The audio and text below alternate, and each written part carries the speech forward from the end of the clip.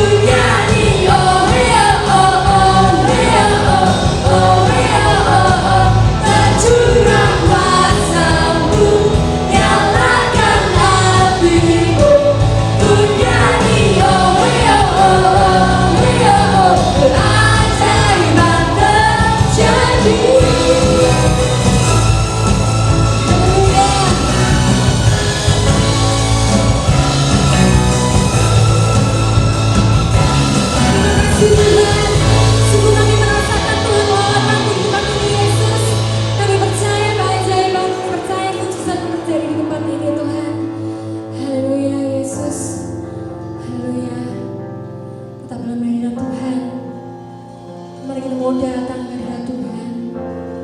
Kita mau hampiri tahta Yesus. Haleluya Yesus. Sebanyak sujud di dalam altarnya, pemulihan mujizat Yesus terjadi di tempat ini. Haleluya.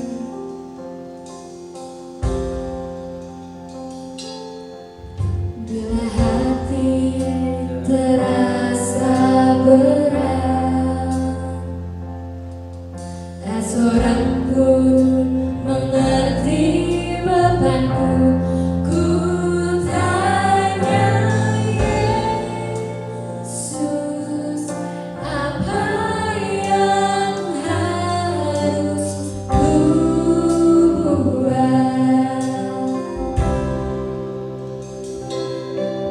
Dia berfirman, mari datanglah. Dia selalu pedulikan aku. Ku datang Yesus, Dia pikul segala bebanku. Sujud di hadapannya, ku bawa hidupku. Ku terima anugerahnya, Dia ampuniku dan bebaskanku. Dia ubah hidupku, barui hatiku. Sesuatu terjadi saat datang di altar. Mari kita mau datang ke altar Yesus. Sebab hanya datang kepadanya, Dia adalah sumber jawaban setiap pergumulan kita. Mari nyatakan isi hatimu di hadapan Tuhan. Hati terasa berat, tak seorang pun mengerti bebanku. Ku tanya Yesus, apa yang harus ku buat? Ya Yesus berfirman, mari datang kepada Tuhan. Dia berfirman, mari datanglah. Dia selalu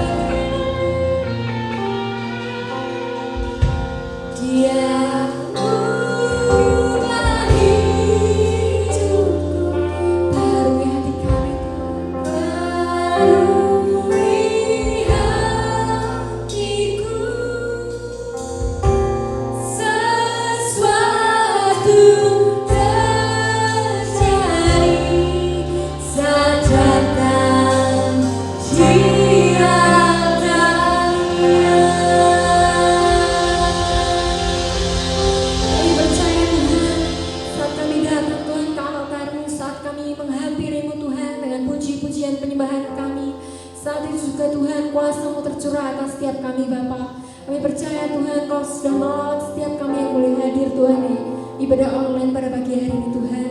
Kami percaya mujizat-Mu sudah terjadi Tuhan dalam hidup kami. Biar pagi hari ini Tuhan kami boleh beroleh iman kekuatan di dalam Engkau ya Bapa. Biar sebentar lagi kami boleh mendengar firman-Mu. Biar firman-Mu boleh meneguhkan setiap hati kami. Firman-Mu boleh menjadi jawaban atas setiap hati kami Tuhan. Biar kami boleh membuka hati kami dengar-dengaran akan firman-Mu Tuhan, dan biarlah firman-Mu yang mengubahkan kehidupan kami, mengubahkan hati kami Tuhan, mengubahkan masa depan kami Yesus. Kami percaya Tuhan akan kuasa nama-Mu, kami percaya Tuhan akan mujizat-Mu. Hanya di dalam nama Tuhan Yesus Kristus kami sudah berdoa dan ucap syukur. Haleluya, amin.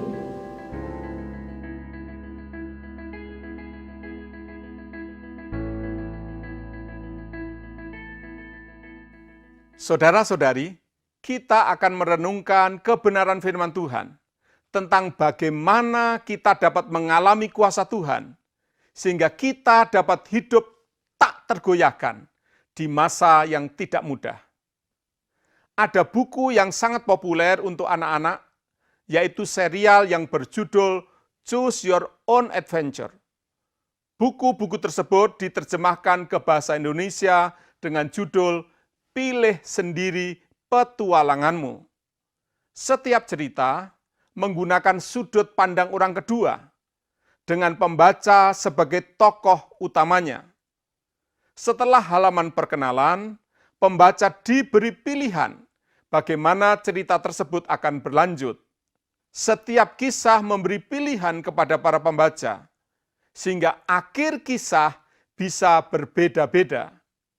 Bisa berakhir pada kemenangan, keberhasilan, kegagalan, kekalahan, atau akhir kisah berbeda lainnya. Misalkan, pembaca menginginkan kisah ke arah A, pembaca akan diminta untuk membaca ke halaman 65. Tetapi kalau pembaca menginginkan kisah yang berbeda, dia dapat melanjutkan untuk membaca ke halaman 87. Kalau pembaca membuka halaman 65 dan tidak menyukai kisahnya, yang perlu dilakukan adalah berhenti membaca dan mencoba pilihan lainnya. Dalam bahasa Indonesia, serial Pilih Sendiri Petualanganmu sudah dicetak lebih dari 30 buku.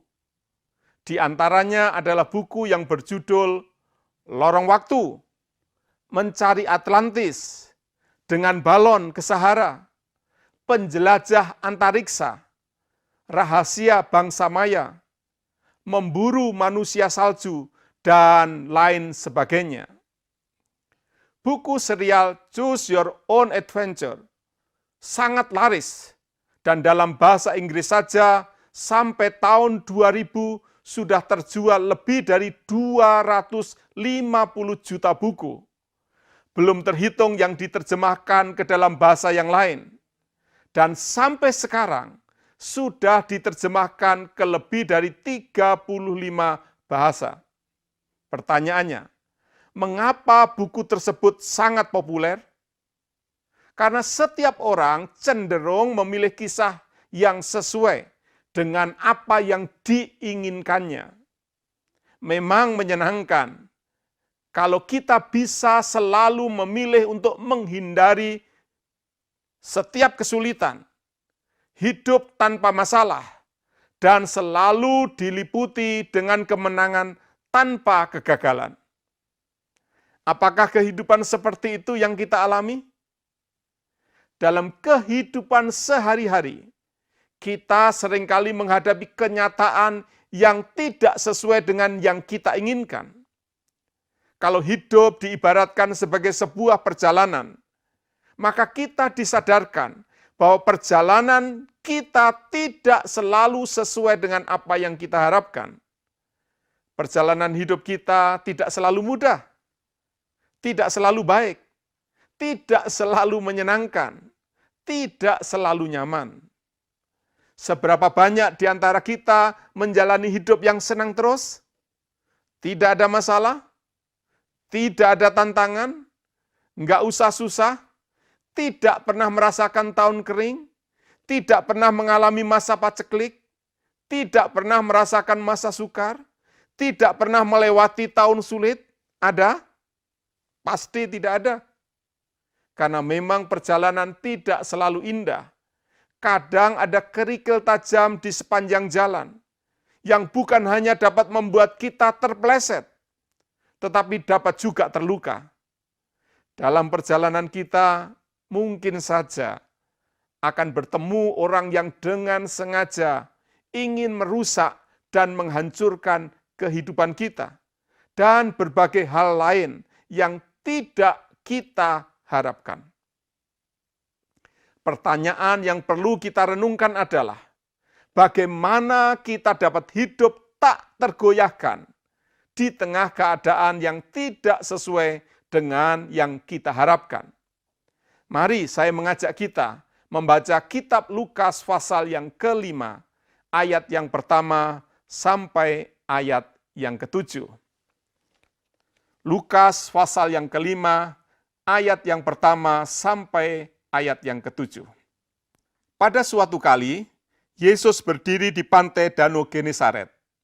Sedang orang banyak mengerumuni dia hendak mendengarkan firman Allah. Ia melihat dua perahu di tepi pantai. Nelayan-nelayannya telah turun dan sedang membasuh jalannya. Ia naik ke dalam salah satu perahu itu, yaitu perahu Simon, dan menyuruh dia supaya menolakkan perahunya sedikit jauh dari pantai. Lalu ia duduk dan mengajar orang banyak dari atas perahu. Setelah selesai berbicara, ia berkata kepada Simon, "Bertolaklah ke tempat yang dalam, dan tebarkanlah jalamu untuk menangkap ikan." Simon menjawab, "Guru, telah sepanjang malam kami bekerja keras, dan kami tidak menangkap apa-apa. Tetapi karena engkau menyuruhnya, aku akan menebarkan jala juga." Dan setelah mereka melakukannya, mereka menangkap sejumlah besar ikan, sehingga jala mereka mulai koyak. Lalu mereka memberi isyarat kepada teman-temannya di perahu yang lain, supaya mereka datang membantunya. Dan mereka itu datang. Lalu mereka bersama-sama mengisi kedua perahu itu dengan ikan, hingga hampir tenggelam. Kesulitan yang tidak diharapkan, itulah yang dialami para nelayan, termasuk Simon, seperti yang dituliskan di ayat 5a. Lukas 5 ayat 5a berkata demikian. Simon menjawab, "Guru, telah sepanjang malam kami bekerja keras dan kami tidak menangkap apa-apa." Simon sedang mengalami kesulitan. Sepanjang malam ia terus membentangkan jalannya, tetapi tidak mendapatkan apa-apa. Hasilnya nol besar. Sebagai nelayan tentu ia tahu waktu yang terbaik untuk menangkap ikan, yaitu di malam hari. Tetapi sepanjang malam telah bekerja keras tanpa hasil. Sebagai nelayan, tentu berharap dapat menangkap sejumlah ikan, tetapi yang terjadi tidak sesuai dengan yang diharapkan.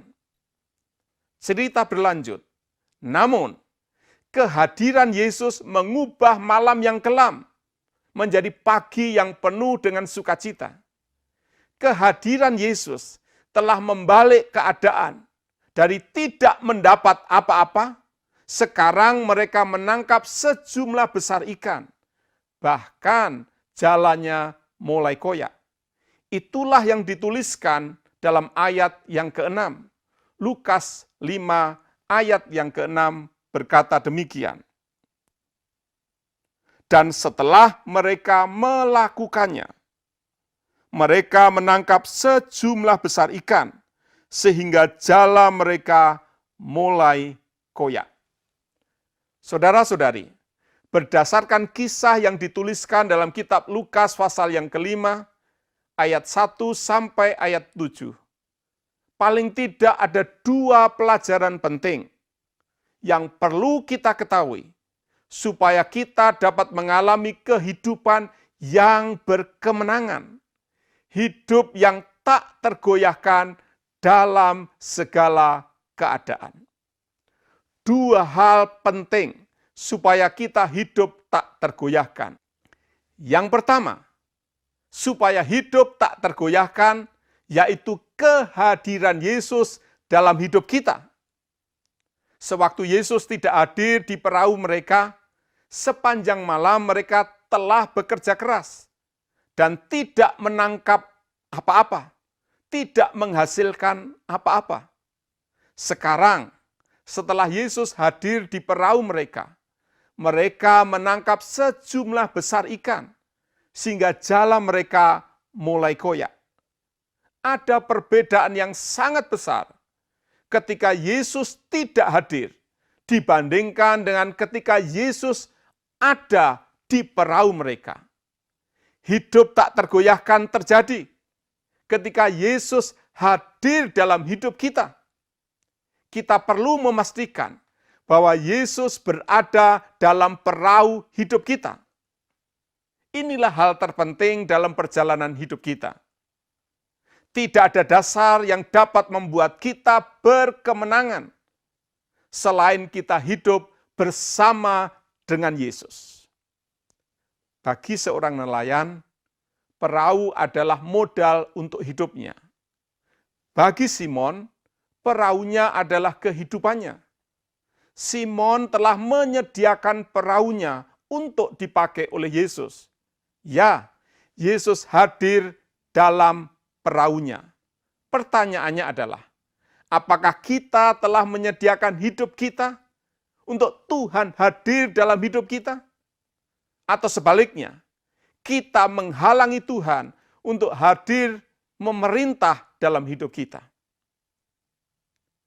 Hanya kalau Yesus hadir dalam hidup kita, memiliki akses dalam hidup kita, memiliki akses dalam keluarga kita, memiliki akses dalam pekerjaan kita, memiliki akses dalam pelayanan kita, memiliki akses dalam seluruh segi hidup kita, maka kita akan mengalami kehidupan yang berkemenangan, kehidupan yang tak tergoyahkan di dalam segala keadaan. Kalau Yesus hadir dan memiliki wewenang penuh untuk mengatur perahu hidup kita, maka kita akan mengalami kehidupan yang berkemenangan, kehidupan yang penuh dengan keberhasilan. Wabah COVID-19 yang melanda seluruh dunia sungguh tidak terduga. Tak seorang pun dari kita pernah membayangkan keadaan yang dialami oleh umat manusia saat ini. Wabah COVID-19 menyadarkan kita bahwa tidak semua hal dapat berjalan seperti yang kita rencanakan. Tak seorang pun dari kita pernah berpikir, membayangkan, ataupun bermimpi untuk mengalami keadaan seperti yang kita alami saat ini. Ada beberapa buku dan film yang mengisahkan tentang wabah penyakit yang melanda suatu daerah.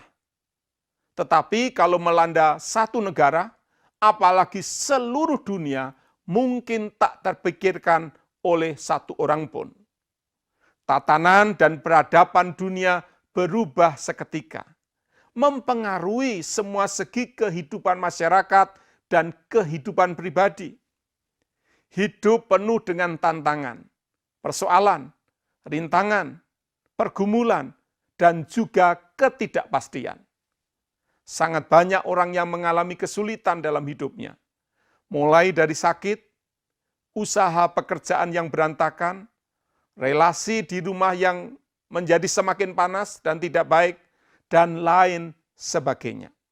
Kesukaran yang tak terduga dapat mengandaskan harapan. Tetapi kehadiran Yesus mampu membalik keadaan. Kehadiran Yesus membuat kita dapat hidup dalam keberhasilan. Kehadiran Kristus membuat kita dapat hidup dalam kemenangan di tengah masa yang tidak mudah yang sekarang sedang kita alami. Kalaupun mereka berharap mendapatkan sejumlah besar ikan, tentu saja tidak ingin sampai jala mereka menjadi koyak. Kehadiran Kristus telah membalik keadaan, menghasilkan lebih dari apa yang mereka harapkan, menghasilkan lebih dari yang dapat mereka tangani. Kehadiran Kristus bukan saja menolong kita untuk mengatasi kesukaran dan mengandaskan harapan, terlebih lagi akan menghasilkan lebih dari yang kita harapkan. Ya, kehadiran Kristus sanggup membalik keadaan dari keadaan yang seharusnya berakhir dengan kekecewaan menjadi berakhir lebih indah dari yang diharapkan. Dua hal penting supaya kita hidup tak tergoyahkan. Yang pertama, kehadiran Yesus dalam hidup kita. Yang kedua, supaya kita hidup tak tergoyahkan, yaitu kalau kita hidup dalam iman kepada Tuhan yang diwujudkan dengan hidup menaati firman-Nya. Yesus menegaskan kepada para murid tentang di mana, kapan, dan bagaimana mereka harus menangkap ikan. Jika Tuhan yang memimpin hidup kita, kita pasti akan mengalami kehidupan yang berkemenangan. Reaksi Simon terhadap perintah Yesus sangat patut untuk dicontoh. Mari kita membaca ayat yang kelima. Lukas pasal yang kelima, ayat yang kelima. Berkata demikian, Simon menjawab, Guru, telah sepanjang malam kami bekerja keras, dan kami tidak menangkap apa-apa. Tetapi karena Engkau menyuruhnya, aku akan menebarkan jala juga. Pertama-tama, ia tidak membantah. Ia tidak membuat alasan-alasan, tidak berargumentasi, dan menyatakan bahwa dirinya adalah nelayan yang sangat berpengalaman untuk mencari ikan di danau tersebut. Simon mungkin saja berpikir, sudah semalaman dia menjala ikan dan tidak mendapatkan apa-apa. Dan tentu saja dia juga tidak akan menangkap ikan saat matahari sudah memancarkan sinarnya di danau tersebut. Tetapi Simon tidak bertanya apapun, tidak ragu-ragu, hanya taat. Kalimat yang diucapkan Simon di ayat 5 ini nampak sederhana. Tetapi karena Engkau menyuruhnya, aku akan menebarkan jala juga. Nampak sangat sederhana, namun sesungguhnya punya arti yang sangat penting. Karena di dalamnya tercermin ketaatan yang luar biasa. Ketaatan Simon kepada perintah Yesus tersebut merupakan ekspresi dari kepercayaannya kepada perkataan Yesus. Hal itulah yang telah membuka pintu mujizat dari tidak menghasilkan apa-apa, dari tidak menangkap apa-apa, menjadi mendapatkan sejumlah besar ikan. Saudara-saudari, kalau berbicara tentang ketaatan, maka kata taat, tunduk, patuh bukanlah kata yang populer, bukan kata yang digemari, bukan kata yang disukai, sebab kita seringkali menghubungkan ketaatan itu dengan kebebasan yang dikurangi, kebebasan yang dibatasi, kebebasan yang dihilangkan. Kalau kita mendengar kalimat harus taat pemimpin, apa kesan pertama yang timbul dalam pikiran kita? Kesan yang muncul di pikiran kita, ya pasti nggak boleh ini, nggak boleh itu, jangan ini, jangan itu, larangan melulu. Larangan melulu, dilarang ini, dilarang itu. Namun, ketaatan harus dihubungkan dengan iman, seperti yang dituliskan dalam Ibrani 11 ayat yang ke-8. Ibrani 11 ayat yang ke-8, Alkitab berkata demikian. Karena iman, Abraham taat. Ketika ia dipanggil untuk berangkat ke negeri yang akan diterimanya, menjadi milik pusakanya. Lalu ia berangkat dengan tidak mengetahui tempat yang ia tujui. Saudara-saudari, kita harus menghubungkan ketaatan itu dengan iman. Mempercayai firman-Nya dan menaati firman-Nya adalah dua hal yang tak dapat dipisahkan. Kalau kita percaya bahwa Tuhan memiliki rencana yang indah untuk hidup kita, maka kita akan taat kepada kehendak-Nya. Sebaliknya, ketaatan adalah bukti, ketaatan adalah perwujudan, ekspresi, manifestasi dari kepercayaan kita kepada Tuhan. Iman yang sejati akan membuat kita mengalami kehidupan yang berkemenangan, hidup yang tak tergoyahkan. Hidup dalam kuasa Tuhan akan menjadikan kita mengalami kemenangan dan keberhasilan. Iman kepada Tuhan dan menaati perintah-Nya adalah dua hal yang berjalan seiring. Iman membawa kita semakin mendekat kepada Tuhan, dan menaati perintah-Nya adalah bukti dari kita mengasihi Tuhan. Ketaatan bukanlah tentang keharusan melakukan sesuatu atau larangan untuk tidak melakukan sesuatu, tetapi merupakan gaya hidup yang harus dimiliki oleh setiap orang percaya. Ketika ketaatan sudah menjadi gaya hidup dalam diri seseorang, maka melakukan firman Tuhan bukan hal yang memberatkan, bukan merupakan suatu beban yang berat, tetapi menjadi kesukaan karena ketaatan adalah bukti dari kita mengasihi Tuhan. Mengapa dalam berbagai kesempatan dan situasi tertentu kita menjadi sulit untuk menaati perintah-Nya? Kalau kita renungkan, sebenarnya yang sulit bukan perintah-Nya, tetapi yang sulit, bahkan sangat sulit, adalah mengendalikan keinginan hati kita. Keinginan hati yang bertentangan dengan perintah Tuhan telah membuat kita berkeberatan untuk menaati perintah-Nya.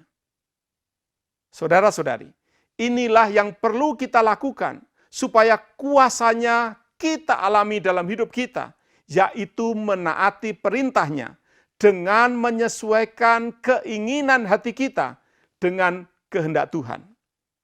Keinginan hati yang bertentangan dengan perintah Tuhan telah membuat kita berkeberatan untuk menaati perintah-Nya. Saudara-saudari, hidup ini memang tidak bebas dari kesukaran. Kesukaran yang seringkali datang di luar dugaan dan dapat mengandaskan harapan kita. Namun, kalau Tuhan hadir di dalam hidup kita dan kita hidup menaati firman-Nya, maka kita akan mengalami kuasa-Nya yang membalik keadaan. Sebesar apapun kesukaran yang menghadang, ketaatan kepada firman Tuhan akan mengundang kuasa-Nya bekerja dalam hidup kita, sehingga kita mengalami kehidupan yang tak tergoyahkan. Mari merendahkan diri di hadapan Tuhan, menyadari keterbatasan hidup kita, tidak khawatir menghadapi hari esok, dan di saat yang sama menaati perintah-Nya dalam hidup kita. Kalau kita hidup di dalam iman kepada Tuhan dan menaati firman-Nya, maka kita akan dapat tetap hidup tak tergoyahkan di dalam segala keadaan. Hidup kita tidak di bawah kendali situasi atau keadaan yang ada di sekitar kita. Kita hidup dalam kendali kasih dan kuasa Allah yang tidak terbatas. Kadang apa yang terlihat tidak menyenangkan, tidak baik, sukar. Sebenarnya sudah dirancang oleh Tuhan untuk menghasilkan hal yang baik bagi kita yang mengasihi Dia, bagi kita yang hidup menaati firman-Nya. Kita diizinkan Tuhan mengalami masa yang sukar, melewati proses yang tidak menyenangkan. Terkadang mesti melewati padang gurun yang gersang, penuh dengan tantangan yang menghadang. Apabila saudara sedang mengalami hal seperti ini, jangan khawatir, jangan takut. Kita mohon agar Tuhan senantiasa hadir dalam hidup kita, punya akses dalam seluruh kehidupan kita. Mari kita hidup dalam ketaatan kepada Tuhan, sehingga kuasa Tuhan dinyatakan dalam kehidupan setiap kita. Kita pasti dapat hidup tak tergoyahkan dalam segala keadaan. Tuhan mampu dan mau menolong kita, umat yang menaati firman-Nya, apapun kesukaran yang kita hadapi.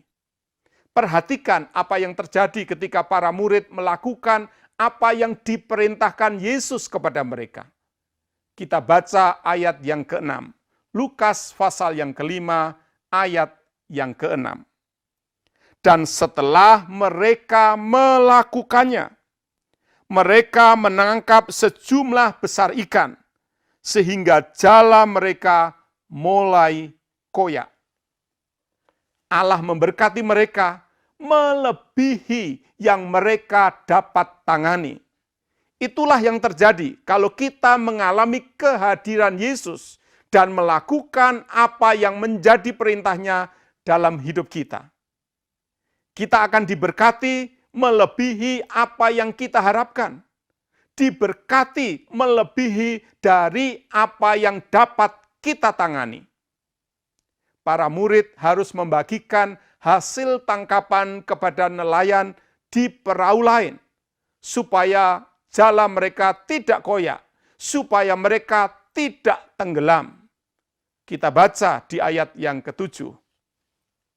Lukas pasal 5 ayat yang ke-7. Lalu mereka memberi isyarat kepada teman-temannya di perahu yang lain, supaya mereka datang membantunya. Dan mereka itu datang. Lalu mereka bersama-sama mengisi kedua perahu itu dengan ikan, hingga hampir tenggelam. Saudara-saudari, Allah tidak hanya ingin memberkati hidup kita. Dia ingin memberkati kita sedemikian rupa, sampai berkelimpahan. Sehingga kita harus membagikan berkat tersebut kepada orang lain, agar kita tidak tenggelam. Tuhan tidak hanya ingin memberkati kita, Dia juga ingin memberkati orang lain melalui kita. Luar biasa. Segala kemuliaan hanya bagi Tuhan. Tuhan berkenan untuk memberkati hidup kita melebihi apa yang dapat kita gunakan untuk diri kita sendiri. Mari kita berdoa. Kami menaikkan pujian dan syukur kami kepadamu ya Tuhan, Allah yang kasih dan kuasa-Nya tidak terbatas. Dalam kuasa-Mu yang tak terbatas ya Tuhan, sesungguhnya tidak ada yang mustahil bagimu. Engkau sanggup membalik keadaan. Kuasa-Mu tidak tergantung kepada keadaan. Engkau sanggup memberkati kami lebih dari yang kami harapkan. Dalam kasih-Mu yang tak terbatas ya Tuhan, Engkau berkenan untuk mengulurkan tangan dalam kehidupan kami, sehingga mujizat terjadi dalam kehidupan setiap kami yang menaati perintah-Mu. Kami dapat hidup tak tergoyahkan karena kehadiran Tuhan dan karena kami menaati kehendak-Mu dalam kehidupan kami sehari-hari. Kami berdoa untuk jemaat-Mu ya Tuhan, berkati hidup mereka. Berkati keluarga mereka dengan kebahagiaan. Berkati usaha pekerjaan mereka ya Tuhan. Turunkanlah hikmat-Mu dalam hidup mereka, sehingga mereka dapat mengambil keputusan-keputusan yang tepat di masa yang tidak mudah ini. Berkati anak-anak kami ya Tuhan. Kami percaya anak-anak kami mempunyai masa depan yang indah di dalam Tuhan. Tuhan, lindungi umat-Mu dari segala mara bahaya. Sembuhkan mereka yang sakit ya Tuhan. Kami menyerahkan hidup kami dalam pimpinan dan penyertaan Tuhan. Karena kami percaya, kalau Tuhan yang menyertai perjalanan hidup kami, maka perjalanan hidup kami akan menjadi perjalanan yang penuh dengan kemenangan dan keberhasilan. Perjalanan hidup kami akan menjadi perjalanan yang penuh dengan mujizat. Tuhan, hanya Engkau yang sanggup melakukan lebih dari apa yang kami harapkan. Pengharapan kami ya Tuhan, di dalam Engkau tidak pernah akan mengecewakan. Dan sekarang dengan keyakinan akan kemurahan Tuhan, saya berdoa, kiranya berkat dari Bapa di surga, kasih dari Tuhan Yesus Kristus, dan kuasa Roh Kudus dinyatakan dalam kehidupan setiap jemaat yang menaati kehendak Tuhan. Di dalam nama Tuhan Yesus, kami berdoa dan bersyukur. Amin. Setiap kami naikkan pujian mujizat